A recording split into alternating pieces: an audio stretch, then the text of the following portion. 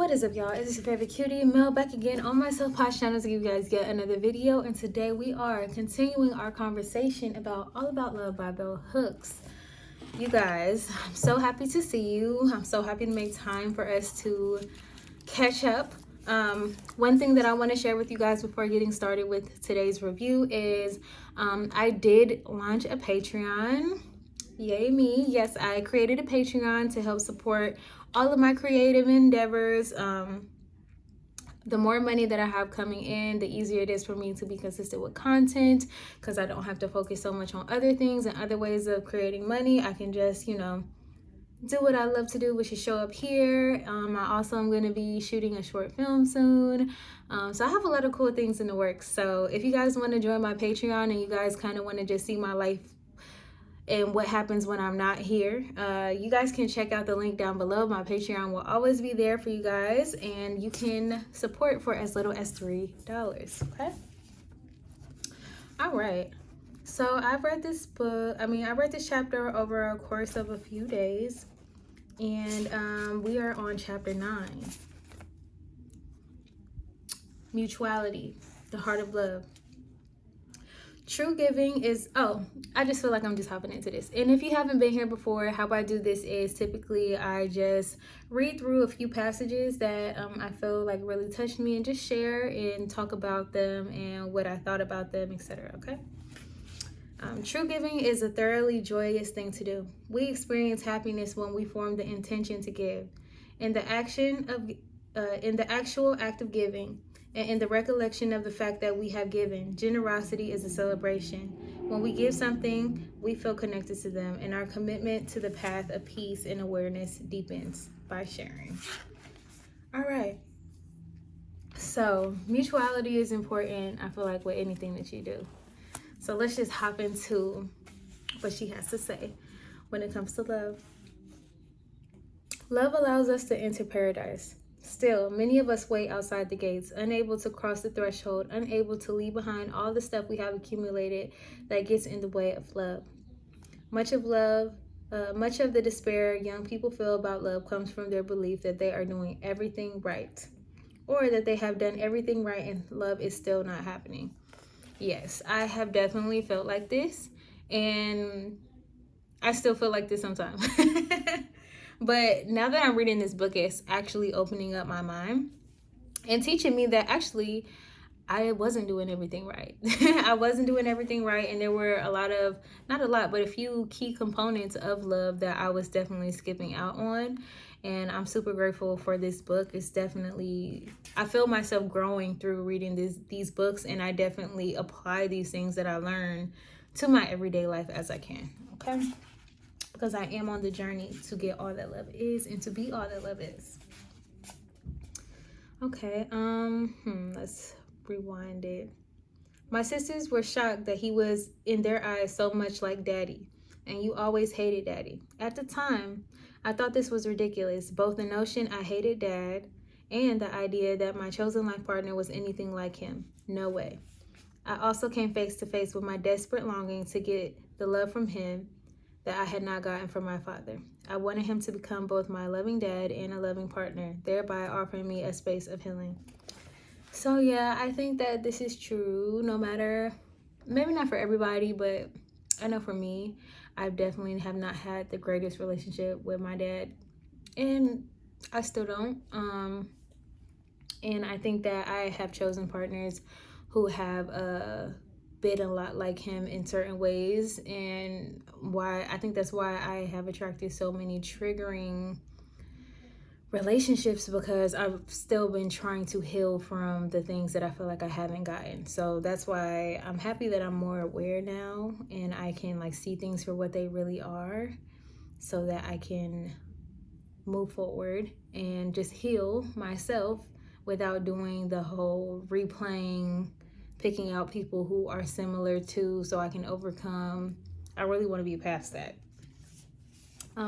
Constantly frustrated by his indifference to the needs of others and his smug conviction that this was the way life should be, I tried to do the emotional work for both of us. Needless to say, I did not get the love that I longed for. So basically, she's just talking about how she picked a partner that was like her dad, that she clearly didn't have the best relationship with. And through that partnership, like she explained earlier, she tried to heal her father wounds.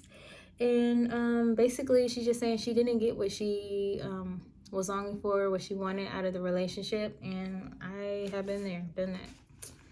Okay. I did get to remain in a familiar place of struggle. So I think the reason why we even pick those people that we pick unconsciously is because it is familiar. And if you don't have a good relationship with the people around you, or you never had loving relationships, then it is easy to continue to pick the wrong people and to choose people who are going to feel like home. And if that home for you was never loving, safe, if that home didn't validate your feelings, if that home didn't respect you, whatever your thing is that you may have gotten or picked up from your environment in childhood, you're likely to choose. You're really likely to choose that over and over again until you heal.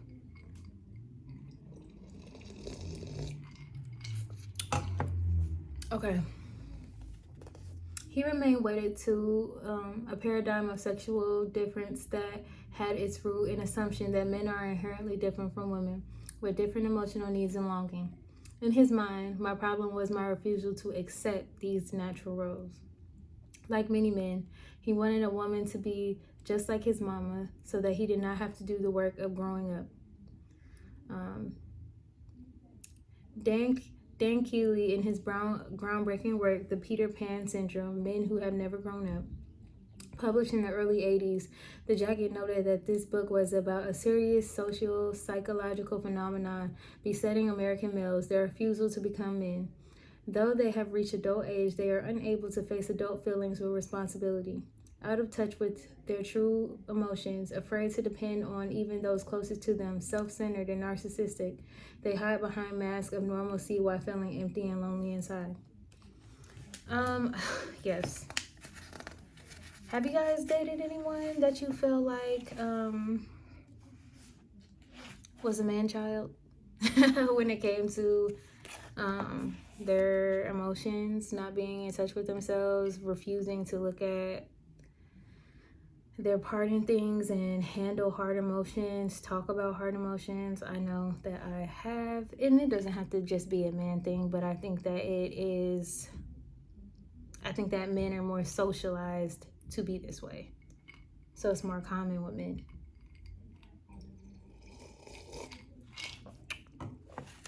Let's see. In my second partnership with a much younger man, similar power struggles surfaced as he grappled with the coming into full adulthood in a society where manhood is always equated with dominance. Ultimately, however, he did not feel that masculinity affirmed in the larger world. He did not feel that masculinity affirmed in the larger world and began to rely more on conventional thinking about masculine and feminine roles, allowing sexist socialization to shape his actions. Observing his struggle, I saw how little support men received when they chose to be disloyal to the patriarchy. So basically, she's just explaining how she dated a younger man, and the reason why she dated that younger man is because, like, I guess he hadn't been so affected yet by patriarchy. He was more like a free-thinking person, and she found it to be like a more equal kind of relationship until she noticed that as they grew older, he wasn't being affirmed in the ways that I guess that he desired to, about being masculine, like certain things about how she would speak up when they were together, and people would look at him like it made him less manly if she was just a little bit more assertive, and maybe you guys know what I mean. But yeah, so basically she just talks about how she watched him change from someone who she enjoyed being with to someone who started to adopt the normal ways of patriarchal thinking so that he could fit into the boys club. And this is really why men act the way that they act, because it's to impress other men. It's not to impress other women. It's just like they have to perform for each other this like role of dominance so that they get respect from other men, even if it's not even completely real, honestly. Let's see.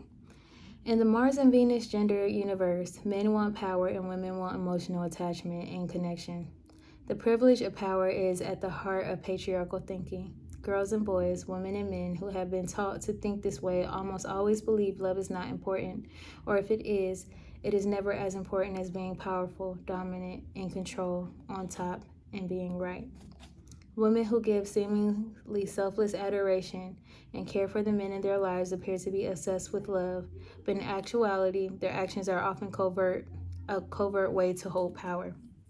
Like their male counterparts, they enter relationships speaking the words of love, even as their actions indicate that maintaining power and control is their primary agenda. This does not mean that care and affection are not present. They are. This is precisely why it is so difficult for women and some men to leave relationships where the central dynamic is a struggle for power. The fact that this sodomash, you guys know what that word is, power dynamic can and usually does coexist with affection, care, tenderness, and loyalty makes it easy for power-driven individuals to deny their agendas, even to themselves. Their positive actions give people hope that love will prevail. Sadly, love will not prevail in any situation where one party, either female or male, wants to maintain control. My relationships were bittersweet. All the ingredients were present, but my partners were not committed to making love the order of the day. So I have definitely experienced this.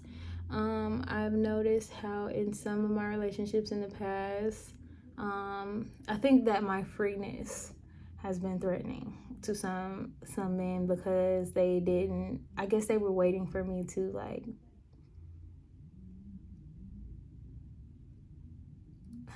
bow down in some ways, and I just don't do it.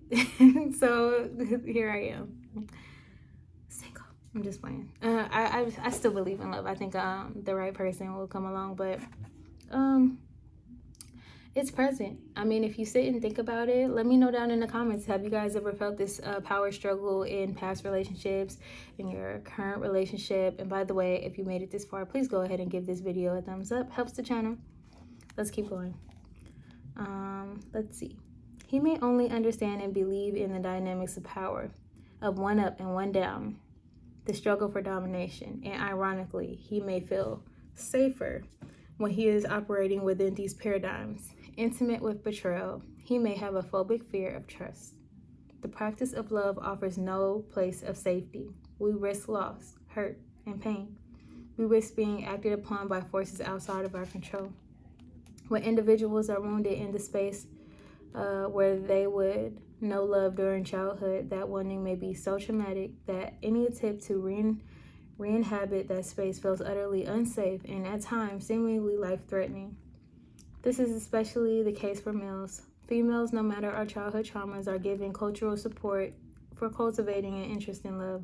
While sexist logic underlies this support, it still means that females are more likely to receive encouragement, both to think about love and to value its meaning. Let's see. Okay, let's keep going. More excerpts. Sexist thinking usually prevents them from acknowledging their longing for love or their acceptance of a female as their guide on love's path. So, So she just goes on to talk about how it's crazy how patriarchy can even stop love from coming in. Say a man is very patriarchal in nature, he's very likely to not even hear or to consider what a woman is trying to teach him, and is not receptive to what she's saying, because a lot of men are socialized to listen to other men and disregard what women say.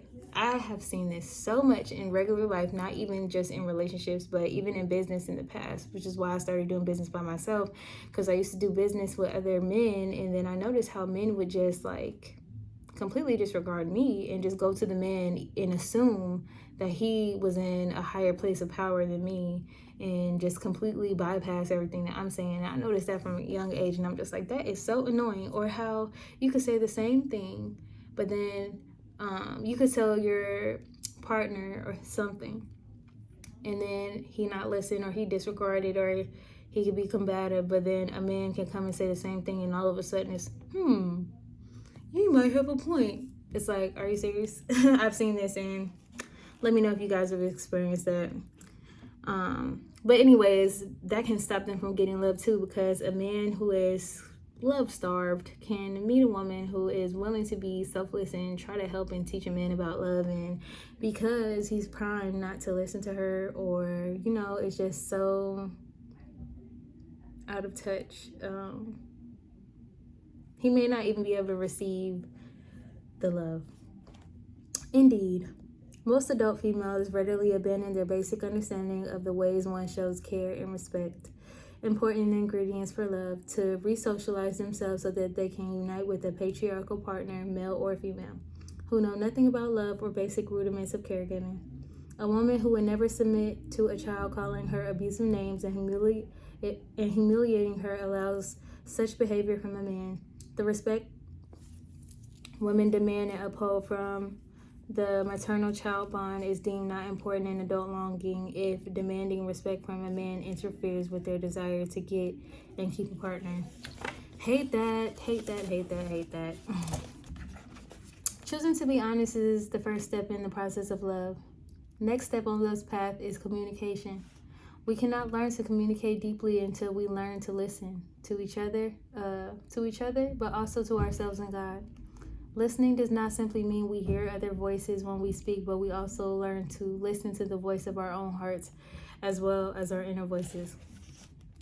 I think one of the reasons why my last relationship didn't work out is because the communication was not really hitting like it needed to. Like, I could say what I needed, or I could communicate what I wanted, or what wasn't happening.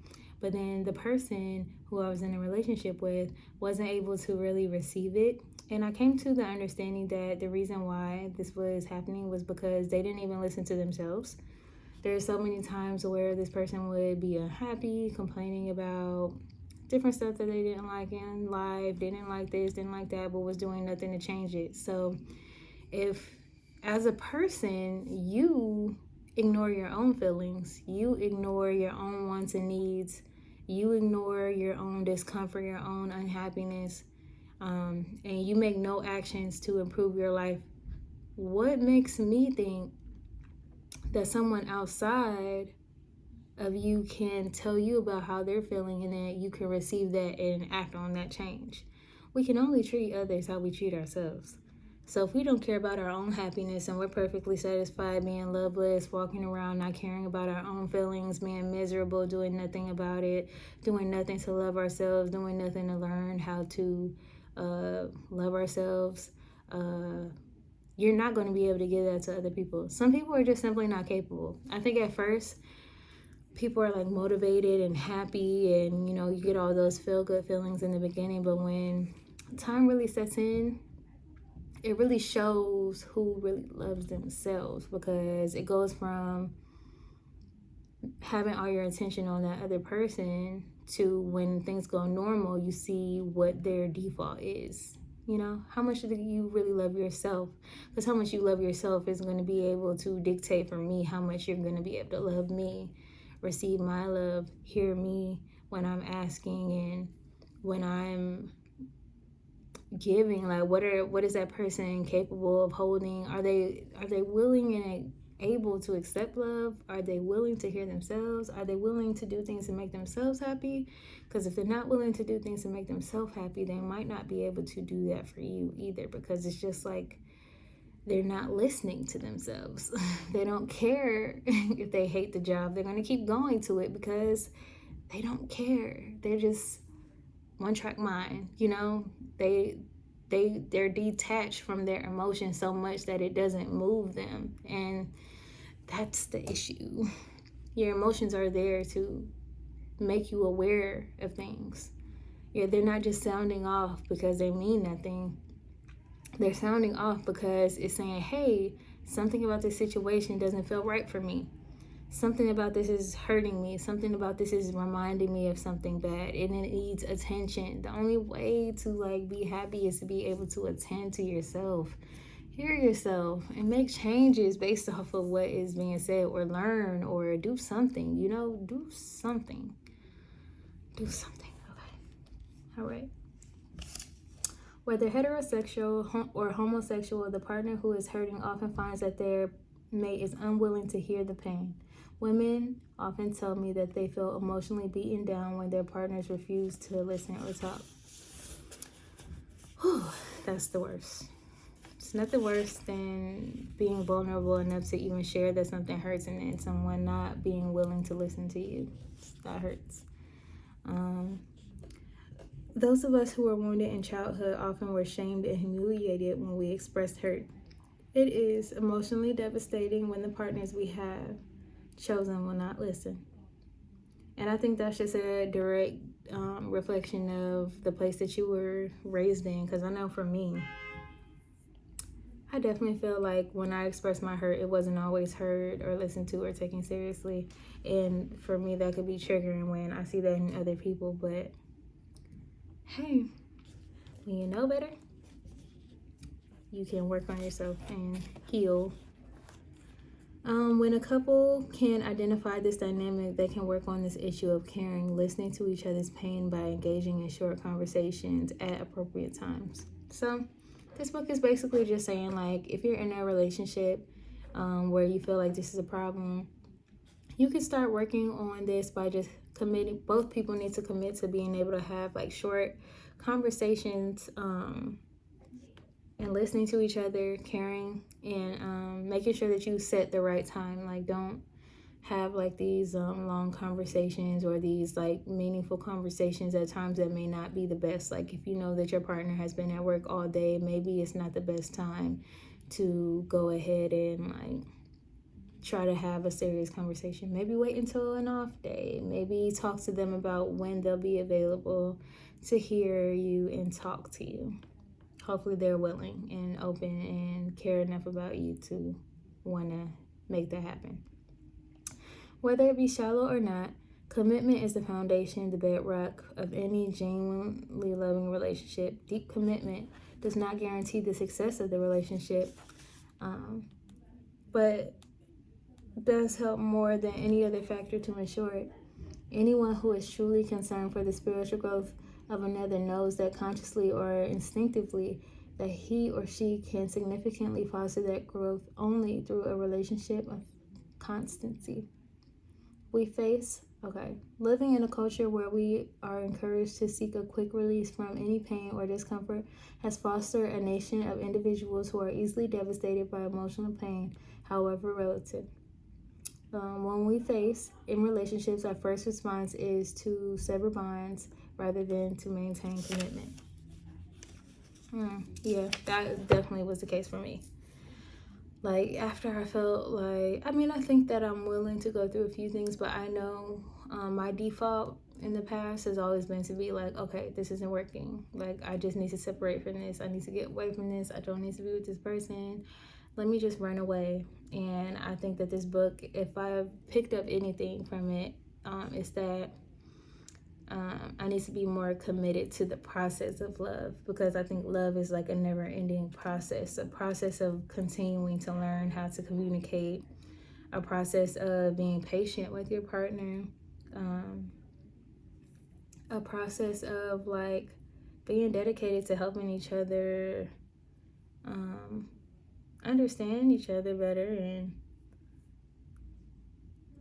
just doing what you can to be an aid to this person on their journey, and being patient enough to not run away every single time that something sets you off or triggers you, because that's bound to happen. We're human. That's what I learned most from this book so far. Okay. In the case of romantic relationships, many people get fear. In the case of romantic relationships, many people fear getting trapped in a bond that is not working, so they flee at the onset of conflict. That's me, or that was me for sure. I think that's my biggest fear, is like getting committed and getting too deep in with somebody who is not the right person, or the person who is like not willing to grow, not able to want to grow. I mean, not able to want to grow, but I really have to be with someone who wants to grow, because I just am so scared to ever be in a relationship with someone who is not interested in the health of our relationship after a certain point. I think that is what scares me. So if someone shows me even just a little bit that they're not willing to learn or try new things or read, or it just scares me, because it's like I don't want to be trapped in a relationship with somebody who is not going to be able to fulfill my needs and who's not interested in learning how to. That is not that it's their job to solely fulfill my needs. It's our job to fulfill our own needs, but still, it's just like I want a partner, like someone who's committed to like growing themselves and our relationship, because I'm gonna always be interested in trying to do better where I can. Like if I'm doing something consciously that needs to be worked on so that our relationship can be better, I'm gonna go ahead and do that. That's one of the reasons why I'm reading this book. Not to save a relationship, but to learn more about love. How can I be the partner that I want, be the partner that I need? Like I'm interested in that and growing, and I just want someone who is interested in the same. Like I don't want someone who just feels like, oh well, this is how life is, and oh well, you don't like it, then I can't do that. Can't do that. Don't want to do that. So yeah, she definitely speaking to me. They flee from love before they feel its grace. Running from the pain, they never know the fullness of love's pleasure. False notions of love teach us that it is a place where we feel no pain, where we will be in a state of constant bliss. We have to expose the falseness of these beliefs to see and accept the reality that suffering and pain do not end when we begin to love. In some cases, when we are making the slow journey back from lovelessness to love, our suffering may become more intense. When love's promise has never been fulfilled in our lives, it is perhaps the most difficult practice of love to trust that the passage through the painful abyss leads to paradise. Yeah.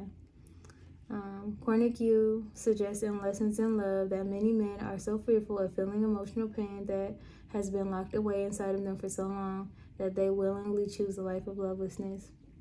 Women are often belittled for trying to resurrect these men and bring them back to life and to love. We might be living in a world that would be even more alienated and violent if caring women did not do the work of teaching men who have lost touch with themselves how to live again. This labor of love is futile only when the men in question refuse to awaken, refuse growth.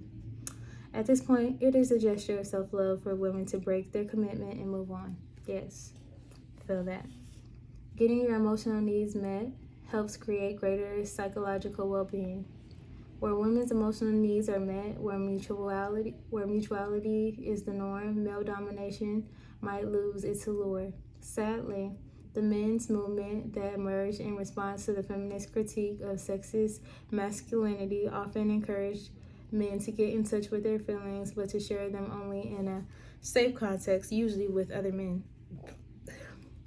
Those who choose to walk on those paths are well served if they have a guide. That guide can enable us to overcome fear if we trust that they will not lead us astray or abandon us along the way. I'm always amazed at how much courageous trust we offer strangers.